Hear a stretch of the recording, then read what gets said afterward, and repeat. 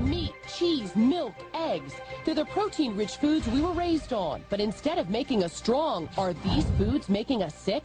That's the blockbuster claim life-changer Dr. Colin Campbell and his medical student son Tom make in the China study, the most comprehensive health and nutrition study ever conducted. A stunning 30-year endeavor partnering Cornell and Oxford universities and concluding your diet can reverse cancer and heart disease, even get you off medications for diabetes and MS. Now he's explaining the dangers of an animal protein diet to best-selling wellness author Extra's Kathy Preston. You saying that animal protein causes cancer? Yes, when it's consumed in excess of the amount of protein we need. And most of us eat 2.5 times the amount we need. It shifts the balance of hormones. It increases the rate at which cells divide and grow.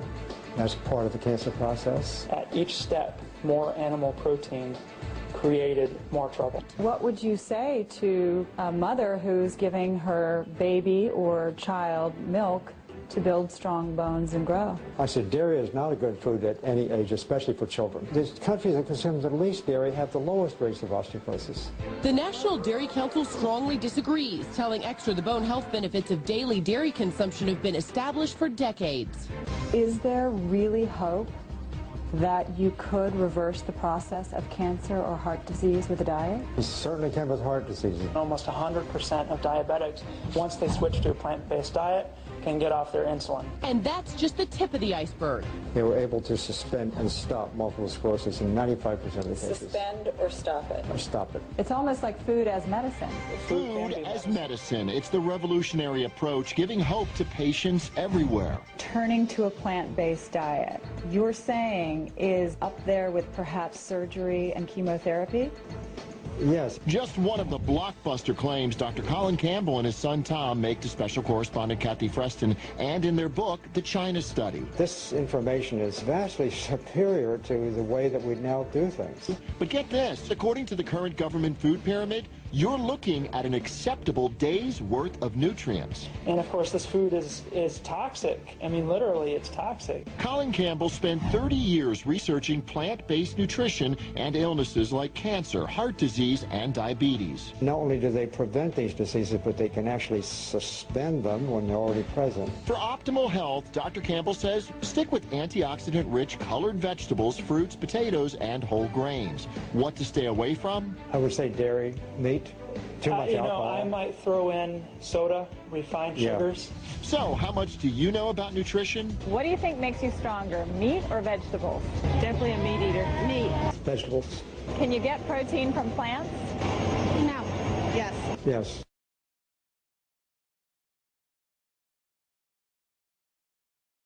Colin admits calcium is good for you. He says leafy green vegetables have lots more calcium than milk. If you look at nature's perfect food, human breast milk, there are 33 milligrams of calcium per 100-gram portion. Potato chips have 40, beans have 50, chickpeas 150, amaranth, a grain, has 267. Colin says dairy products are a poor source of calcium for another reason. Every scientist in the world knows that protein inhibits calcium absorption, and milk is liquid meat. It's protein. What is in milk that you say is poisonous, and why would the government be covering this up? Well, what's in milk? You're drinking body fluids from other animals. 60% of the cows in America have leukemia virus. 80% have something called paratuberculosis. You don't want to eat something with that name, paratuberculosis. You've got irritable bowel syndrome in America. That's what it causes. 4 million American women have irritable bowel syndrome. You're talking about if your doctor said, I want you to eat today 53 slices of bacon because that cholesterol is good for you, you're eating from your dairy products the same cholesterol contained in 19,000 slices of bacon this year. By age 52, 1 million slices of bacon's worth of cholesterol. You don't want that in your body. No, I don't. What's in the milk I'm drinking? What's in it? If you ask the author of this controversial new book, you may not want to hear the answer. The milk we're drinking is filled with fat. We know that. Cholesterol. We don't know it's filled with virus, bacteria, powerful growth hormones, proteins that cause a vast array of allergies in the human body. This is not nature's perfect food. In a book called Milk, the Deadly Poison, Robert Cohen attacks what's long been considered the perfect food, claiming it can be a dangerous brew of chemical, biological, and bacterial agents that may also contain a growth hormone he believes can trigger the growth of cancer. We know children come into puberty earlier in America. We don't know why.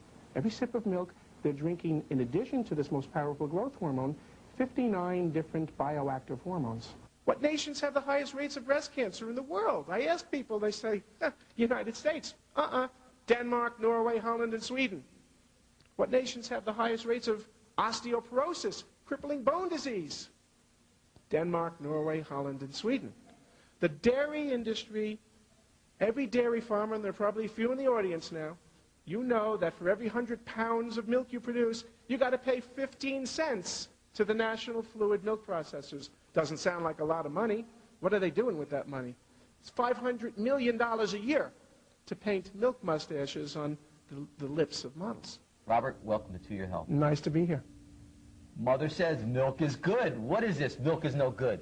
Let me tell you about milk. The #1 protein in milk is casein, C-A-S-E-I-N. That's 80% of the protein in milk. That's the same glue they use to put a label on a bottle of beer. That's the same glue they use to hold your wooden furniture together. So we're drinking glue. You're drinking glue, and you create so much mucus. This much casein, this much mucus. Okay, we're getting technical. You're using a lot of chemicals. No. What qualifies you to talk about these? Well, the greatest controversy in the history of the Food and Drug Administration was the genetic engineering of milk. I'm the only person in America to be invited to meet with a group of top scientists at FDA. They used to do research, $50 word, psychoneuroendocrinology, the study of brain and behavior, how hormones affect behavior. And I uncovered secrets. I opened up a Pandora's box of secrets that the dairy industry wishes had never been opened. If milk is so bad, then how come everybody else is so wrong and so brainwashed that it's good for you? Well, they get Calcium Ripken to pose for his milk mustache. Spike Lee, you got 500,000 kids in the New York area that have asthma. They're drinking this glue every day. Spike Lee, 95% of African Americans are lactose intolerant. How could he wear this milk mustache? This is a message. Money is spent by the dairy industry. If you're a doctor, you call their toll-free number, 800-WHY-MILK. They'll send you $200 worth of free information. You call my toll-free number, 888-NOT-MILK. You'll get the truth. We're getting the message out as one voice to America. Milk does not do the body good. So, got milk? No. Not milk. Not milk. We have a phone number where people can reach you, and what is that? It's toll-free. It's 888-NOT-MILK. Robert, thank you very much. Thank you. How do you lose so much weight? What kind of diet are you on? The short answer is I went on essentially a plant-based diet. I live on beans, legumes, vegetables, fruit. I drink a protein supplement every morning, no dairy. I drink almond milk mixed in with fruit and a protein powder, so I get the protein for the day when I start the day out. And it changed my whole metabolism, and I lost 24 pounds, and I got back to basically what I weighed in high school. But I did it for a different reason. I mean, I wanted to lose a little weight, but I didn't dream this would happen. I did it because after I had this stent put in, I realized that even though it happens quite often that after you have bypasses, you lose the veins because they're thinner and weaker than arteries. The truth is that it clogged up, which means that the cholesterol was still causing buildup in my vein that was part of my bypass. And thank God I could take the stents. I don't want it to happen again. So I did all this research, and I saw that 82% of the people since 1986 who have gone on a plant-based, no dairy, no meat of any kind, no chicken, turkey. I eat very little fish. Once in a while I'll have a little fish, not often. If you can do it, 82% of the people who've done that have begun to heal themselves. Their arterial blockage cleans up. The calcium deposit around their heart breaks up. This movement has been led by a doctor named Caldwell Esselstyn at the Cleveland Clinic, Dean Ornish, whom you know, out in California, the doctors Campbell, father and son, who wrote the China study, and a handful of others. But we now have 25 years of evidence.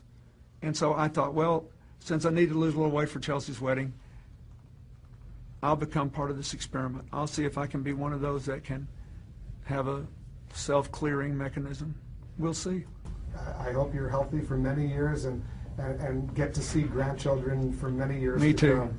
That's really the big deal. You know, Hillary and I, we're happy. We love our son-in-law and we admire him, and we'd like to be around. If there's grandkids, we want to be there to do our part. Mr. President, good luck. Thank you. Thanks for what you do.